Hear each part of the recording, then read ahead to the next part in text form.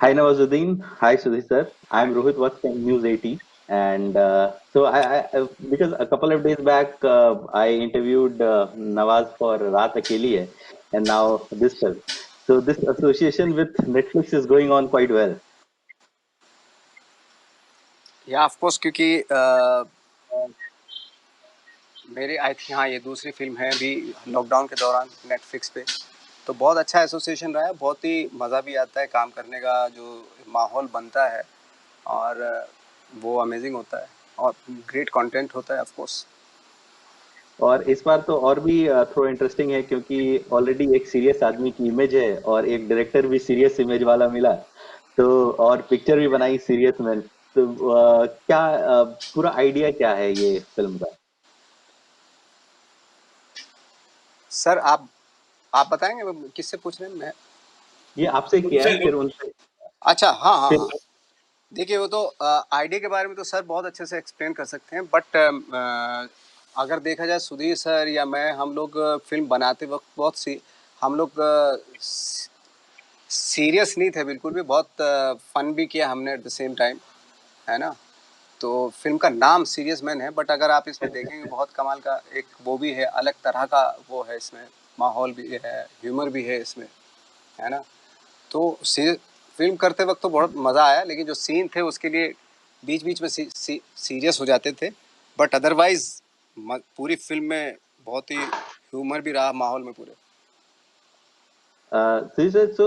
ये एक farmer journalist, एक हमारे फ्रेटर्निटी के मनु जोसेफ की स्टोरी पर ये फिल्म बनी है। तो जो एक जर्नलिस्टिक पर्सपेक्टिव होता है उसको जब आप फिल्म में तब्दील करते हैं तो क्या क्या चेंजेस आते हैं? एक डायरेक्टर के पर्सपेक्टिव से आप उसमें क्या चाहते हैं, क्या नई चीजें आए? मतलब जर्नलिस्ट तो मनु रहे हैं और वो तो आपको वो बता पाएंगे कि जब बतौर journalist and then as a novelist what is the interact, but I interacted with the novel और वो नॉवल कमाल का है। एक बहुत ही शार्प सटायर है, लेकिन एक बहुत ह्यूमन कहानी है। उस नॉवल को हम मिमिक नहीं कर सकते क्योंकि जितना अच्छा नॉवल होता है उतना ही मुश्किल होता है उस पर फिल्म बनाना।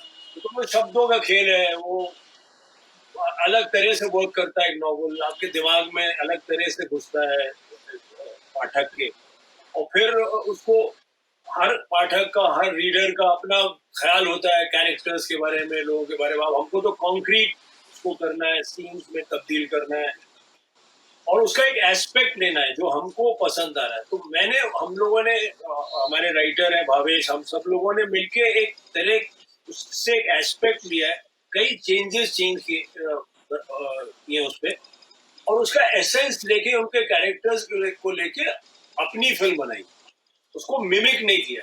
और इस पूरे प्रोसेस में मनु हमारे साथ रहे। तो अब मिसाल के तौर पे अब मनु कहते हैं कि जब भी मैं अपनी नॉवल भी खोलता हूँ तो मुझे नवाज का चेहरा दिखता है ये मनु में। और मतलब हमको बहुत मजा आया उनके साथ, और हमने मिमिक नहीं किया। मेरा दिमाग कुछ अलग है, मनु का प्योरली दिमाग।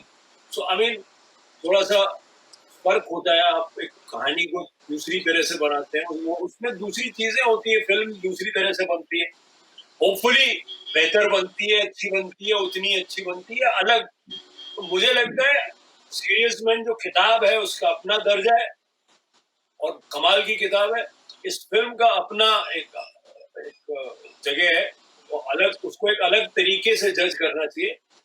ऑफ कोर्स अगर किताब नहीं होती तो ये फिल्म नहीं होती। और ये तो जो उसके किरदार हैं, जो कैरेक्टर्स हैं, वो फिल्म में लिए हैं। और film owes a lot to the book, to the madness of Manu Joseph mind. जो मुझे बहुत मजा आया उसके दिमाग के साथ इंटरेक्ट करने। मुझे लगता है मुझे एक बेहतर फिल्म बना दिया उसके दिमाग में। वो क्या बात है। एक एक चीज और भी है कि like in your films Sudhir sir, you you you have been known for like dark humour. वो ऐसे टाइम पर अक्सर ह्यूमर आता है जब बहुत इंटेंस कुछ हो रहा होता है स्क्रीन पर, और बीच में कुछ ऐसा ह्यूमर होता है कि समझ में नहीं आता है कि इस पे हंसे कि चुप रहें कि क्या कैसे इसको वो देखा जाए। So and this particular story fits in your हाँ, favorite sphere. So so when Nawazuddin came into the story, so how you planned everything? if you could tell us about your thought process.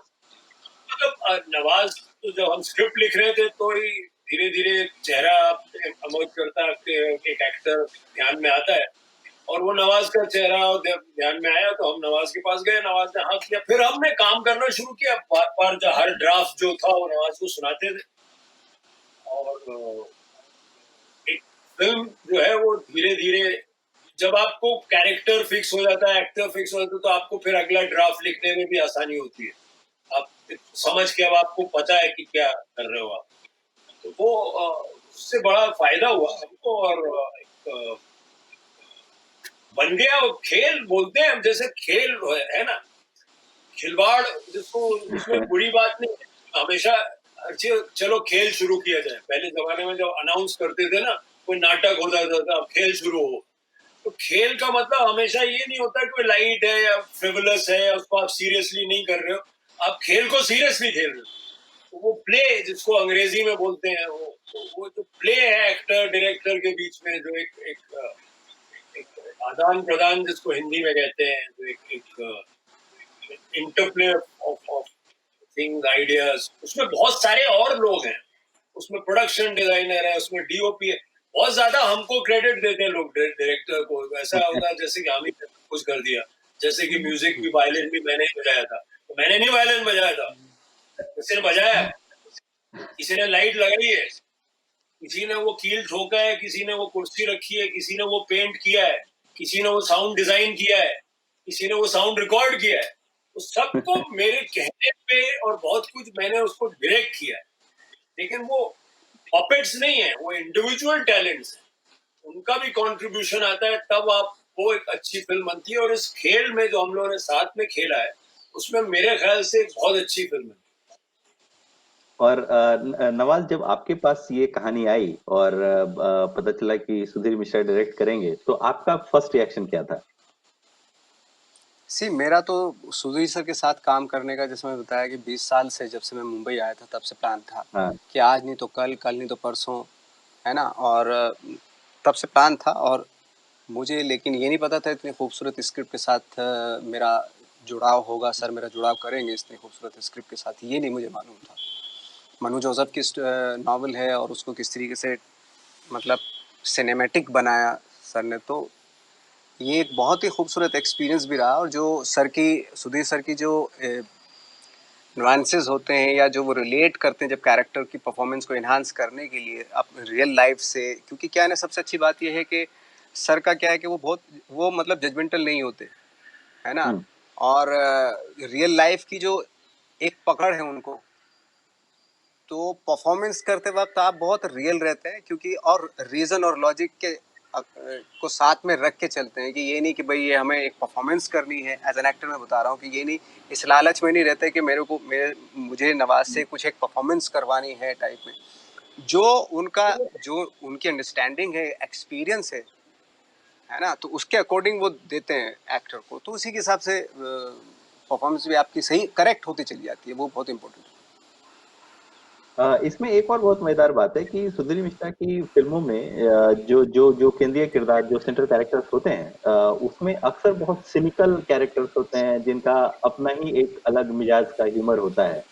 तो कई बार जैसे उनकी कुछ पहले की फिल्में भी ऐसी हैं जिसमें लगता है कि अच्छा, इस कैरेक्टर में तो नवाजुद्दीन भी हो सकते थे।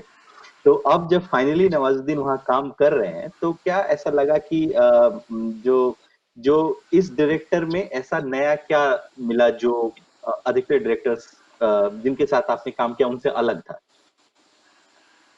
देखिए, जैसे मैंने बताया, सर का जो है जज नहीं करते किसी को, बहुत बड़ी बात होती है ना।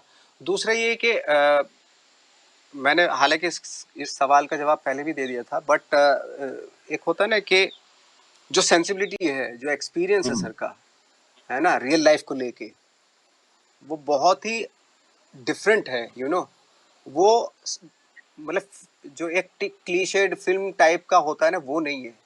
मतलब अगर आप देखेंगे अय्यन मनी को, वो लगेगा कि आपके आसपास कहीं रहता है, और उसमें कुछ अच्छाइयाँ भी, कुछ बुराइयाँ भी हैं। एक एक ह्यूमन बीइंग, एक इंसान को वो करते हैं, पोर्ट्रेट करते हैं। तो एक इंसान दिखेगा आपको, तो उसको डिफरेंट इंसान दिखेगा जो आपके आसपास ही रहता है, जो अक्सर फिल्मों में से गायब होता है। Right, right, right. तो ये एक खूबी है सर की। हाँ, और इसी से मैं आगे बढ़ा के ये सवाल सुधीर सर के लिए कि आप बहुत सटली अपनी फिल्मों में पॉलिटिकल भी होते हैं। जैसे अब एक दो फिल्में तो काफी पॉलिटिकल है, वो तो पॉलिटिकल फिल्में ही हैं। लेकिन जो फिल्में पॉलिटिकल नहीं भी हैं, उनमें भी किरदार का जो पॉलिटिक्स होता है और फिलोसफी है, वो काफी एविडेंट है। तो ऐसे में जब आप किसी कलाकार के साथ काम करते हैं, नई स्टोरी पे काम करते हैं, तो क्या ऐसा लगता है कि पॉलिटिकल कॉन्फ्लिक्ट हो सकता है इस किरदार, इस कैरेक्टर का, इस आदमी के रियल लाइफ के साथ? पता नहीं, मैं इसको सोचता नहीं हूँ। मतलब आप पूरी अपनी फितरत से अंदर जो आपकी जिंदगी होती है, क्या आपका माहौल है, आप कहाँ पैदा हुए हैं, आपके फादर कौन है, आप बचपन में आपको क्या माहौल मिला है, आप बचपन जवानी में क्या थे, कुछ कौन आपकी जिंदगी में इंटरैक्टेड, टीचर कौन थे, वो सब मिला के आप बनते हैं, आपकी इन्फ्लुएंसेस हैं। उस वो मैं हूँ, और मैं इंटरेक्ट करता हूँ बहुत सारे लोगों से। अब उसमें मुझे तो मजा आता है पर्सनली, अगर जो सामने वाला है, एक्टर है, उसके भी कुछ ख्याल है। एक जब हम लोग इंस्टीट्यूट से बहुत सारे लड़के आए थे, जब हम जवान थे, तो एक वर्ड था हैंडलिंग एक्टर्स।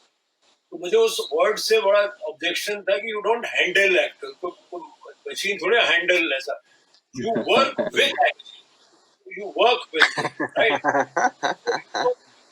तो आप अच्छा लगता है कि मैं तो अलग, अनिल कपूर के साथ भी काम करो तो एक अलग एक्सपीरियंस है, करीना कपूर के साथ तो अलग होता है, नवाज के साथ अलग होता है, इरफान के साथ अलग होता है। एक अलग अलग किस्म के एक्टर्स के साथ मैंने तो काम, Deepti Naval, Shabana Azmi, Pankaj Kapoor, Om Puri. So every actor brings with him their own training, sensibility, background, दुनिया। उससे आप एस्केप नहीं कर सकते कि आप उसका एक ख्याल होगा दुनिया के बारे में, और वो इंटरेक्शन अच्छा है। इसीलिए फिल्म इन सब की मिली जुली एक रूप होती है, आप ही का नहीं होता सब कुछ। ये डायरेक्टर को बाद में, क्योंकि लोग उसको बांट नहीं पाते, तो सब कुछ क्रेडिट डायरेक्टर को दे देते, लेकिन उसमें एक्टर की तो सेंसिबिलिटी है, उसमें बहुत सारे, उसमें डीओपी की सेंसिबिलिटी है, उसमें बहुत लोगों की सेंसिबिलिटी है ना। तो वो अगर अच्छा है, अगर ख्याल है कोई एक्टर का भी, एक्टर के भी कुछ, अगर वो आएगा ही, आप चाहो या ना चाहो वो आएगा। उसके जो ख्याल है, उसकी फितरत है, उसका बैकग्राउंड है, उसकी अंडरस्टैंडिंग है, वो आएगा, वो you can not avoid it.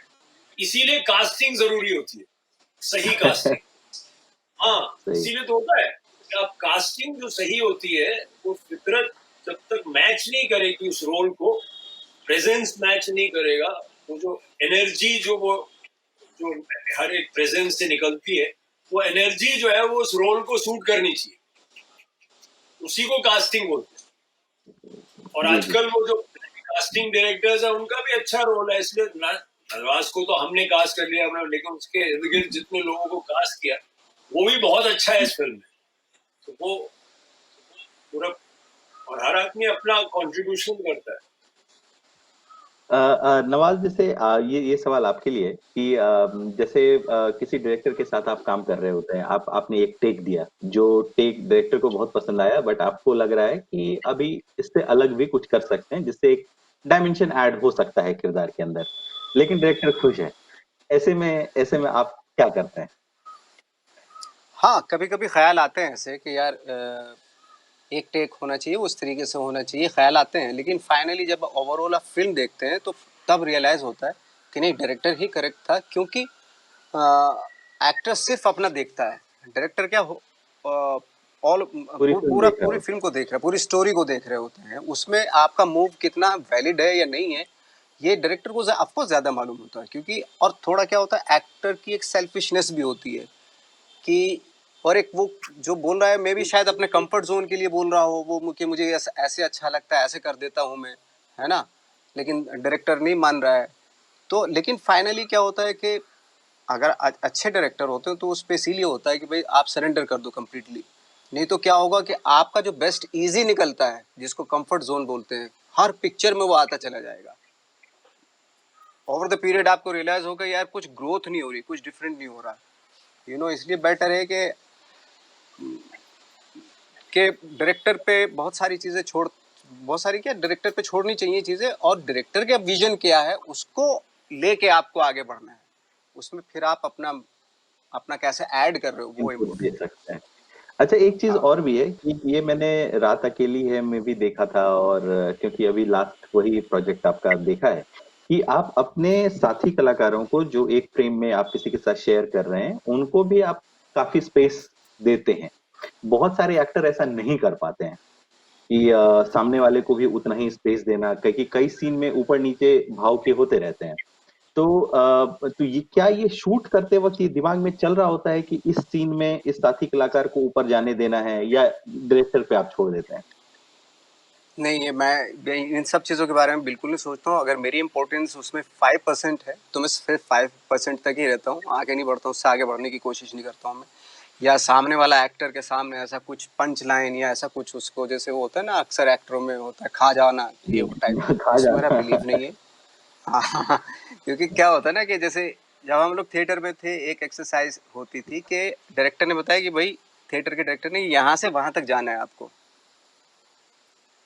तो अक्सर जो एक्टर का होता है ना कि यहाँ से यहाँ तक जाने में भी कुछ कर देता हूँ मैं, तो वो जो एक पागलपन होता है ना, वो उससे थोड़ा बचना चाहिए। आपको डायरेक्टर ने बोला है, जिस फिल्म में भी होते हैं कि सर ने, जैसे सुधीर सर ने बोला नवाज यहाँ से लेके वहां चले जाओ, है ना, तो सिंपली जो बोल रहे हैं वहां तक चले जाओ। अगर अपना घुसेड़ोगे ना तो फिर वो थोड़ा सा मुझे लगता है ज्यादती कर रहे हो, क्योंकि आपकी जिस सीन में 5% की डिमांड है उतना ही रखो। जहाँ जरूरत है कि 100% या 90%, वहां डायरेक्टर बताएगा आपको। तो अकॉर्डिंग टू सिचुएशन जो भी है डायरेक्टर के इंस्ट्रक्शन, वो उसके अकॉर्डिंग मोल्ड चलना होता चाहिए। रहता है। अच्छा, यही सवाल सुधीर हाँ, सर से कि आप देख रहे हैं कि इस सीन में इस नहीं इस कलाकार की, मतलब दो कलाकार हैं एक ही फ्रेम के अंदर, आप देख रहे हैं कि किसी एक को हावी होना था, हावी दूसरा हो रहा है, ऐसे में आप क्या करते हैं? सीन के लिए जो अगर ऐसा लगेगा तो रोक दूंगा, लेकिन ज्यादातर अच्छे एक्टर का मतलब मैं जब कोई भी अच्छा एक्टर, ओम पुरी हो, पंकज कपूर हो, शबाना हो, करीना हो, जितने भी एक्टर्स, नवाज हो, इरफान हो, they are all interested in the overall. अच्छा एक्टर जो है उसको ये पता है कि जब कहानी वर्क करेगी, दूसरा एक्टर वर्क करेगा, सीन वर्क करेगा, तो मैं भी वर्क करूंगा। ये अच्छे एक्टर को थियोरेटिकली पता है या इंस्टिंक्टिवली पता है, लेकिन ज्यादातर को पता है कि मैंने नहीं काम किया करेक्ट ऐसे करेक्ट लोगों के करेक्ट। साथ जो खा जाते हैं जिनका मन होता है। मैं बता रहा हूँ, इरफान के साथ काम करता था, वो तो कभी कभी सीन छोड़ देता था। वो तो मेरे को बोलता था कि सर उसको देखो, सामने देखो क्या कर, बिकॉज समझ होती है कि यार अगर ये सीन वर्क करेगा ना तो मैं तो वर्क करूंगा ही। अच्छे एक्टर को एक तो कॉन्फिडेंस होता है कि मैं तो कर ही लूंगा, डायलॉग बोल दूंगा, कर दूंगा, इमोशनल कर दूंगा, वो कर दूंगा। सीन वर्क करना चाहिए ना, तो अपने बारे में उसको, अच्छे एक्टर को वो नहीं होता, इनसिक्योरिटी नहीं होती अपने बारे में हमेशा, ज्यादातर मैंने देखा है। जी अब जी। कभी आपको अगर आप डिस्कस भी कर सकते हो, मेरा तरीका ज्यादातर ऐसा नहीं है। कभी कभी बहुत कोई गलत किस्म का बेवकूफ निकला और टाइम की कमी है तो अलग तरीके से आप बोलते हो। देखो आप हमें समझा के बोलते हो ना, आप बोलते हो कि सीन ये है यार, ऊपर से आपको कई बार ये भी पता है डायरेक्टर को, अच्छे डायरेक्टर को माफ करना, तो मैं एडिटिंग को संभाल लूंगा। जी जी। बाद में पोस्ट प्रोडक्शन में तो मेरे हाथ में है ना।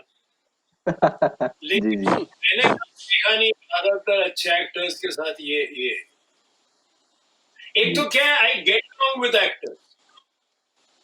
जब जैसे मेरा favourite, one of my favourite actor Saurabh Shukla, के साथ मैंने बहुत काम किया। मतलब मैं I get long with actor, जो मैं उनसे बात कर सकता हूँ और कभी कभी झगड़ा भी कर सकता हूँ कि क्या कर रहा है यार तू, समझ गया सीन उसका है यार, तू कमाल कर रहे हो यार, इतना तो मेरे को उम्मीद थी तू समझेगा। I can talk like that, because we are friends, right? I am not this cult figure की मैं कुछ it's an common understanding with which we have to play, no? Ji so abhi I have utilized most of my time, so before we sign off, trailer film का बहुत ही अच्छा लग रहा है, and all the best for your film, and hope it becomes as thank you. successful as your other films.